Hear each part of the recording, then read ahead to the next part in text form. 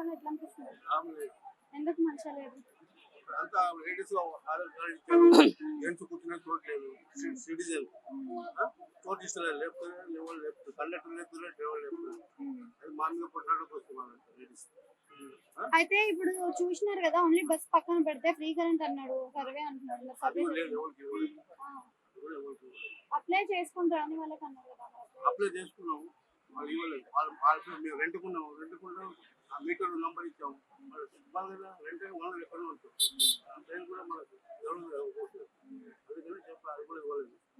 మళ్ళీ ఆయన ఏం చెప్పింది ఏమి 4,000 పింఛన్ ఇస్తున్నారు, అవి 2,000 ఇస్తున్నారు ముసలి, అది కూడా కరెక్ట్ కాదు. రైతు బంధు ఇస్తున్నారు, అది కూడా కరెక్ట్ లేదు. ఇస్తున్నాడు కదా రైతు బంధు, కొద్ది మందికి ఇచ్చారు, ఒక జిల్లాలో 6 జిల్లాలు. ఇప్పుడు మరి కేసీఆర్ కి రేవంత్ రెడ్డికి ఉండొచ్చు, వాళ్ళు రాజకీయం లేదు చేస్తుంటారు. దానికి మనం ఏం చేస్తాం, కరెంటు అప్పుడు పోయింది, ఇప్పుడు పోతుంది, అప్పుడు